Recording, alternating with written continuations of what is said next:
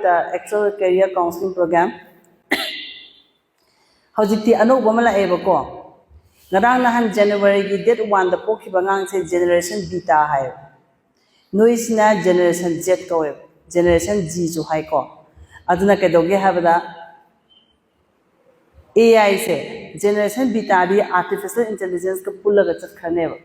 ada lakadoi ba sahi kharasda akoina interview chatpa matamda artificial intelligence yaw kaneba Kadawi nogi data phala kaneba moidi nogi larik haiba haitaba nogi marksheet ke kada tongana thamakanda moine check tawgadoi se nagi social moral responsibility leiba leitaba yang kaneba C social SMR so yaw taragadi nana interview pi matamda nogi mobile phone de nogi social media nogi Facebook account de nogi Instagram account de noina haukiba chahi mayam sida samasta moral sokpa yaba wahi wata yawbra jamoi phajani yang kaneb samasta moral sokpa igiba mi singdudi hojiki matama thabo phangaroi adu kaimba social moral responsibility se corporate sector da chanarak taragadi akoi manipur da ba angang sing tangkhayam thabo phangaroi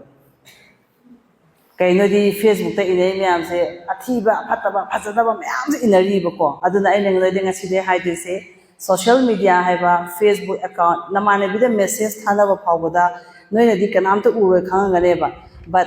data scientist ka haiba mi sing se data scientist ka leiba artificial intelligence noina delete tawbada noi record to loi leine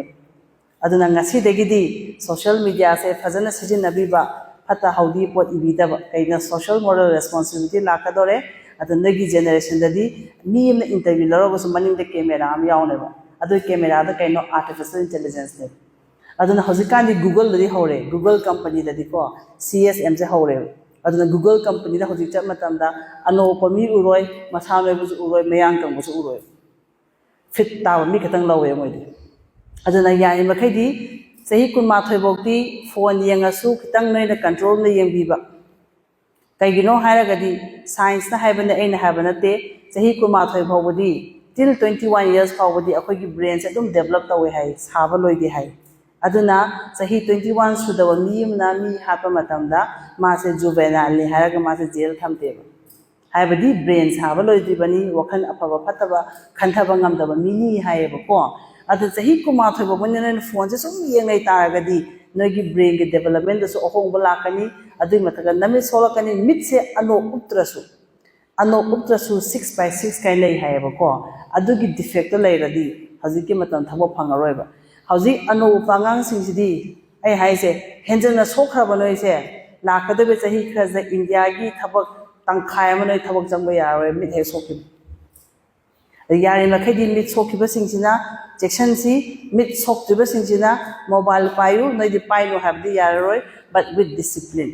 no da pungkhaya ma pungama ko sita wa chatse na tagadi awaba lakade yan dai ko ngangsa aduna ai gi ming silomi ko we ai gi una bangang si yorong gani una de si yorong gani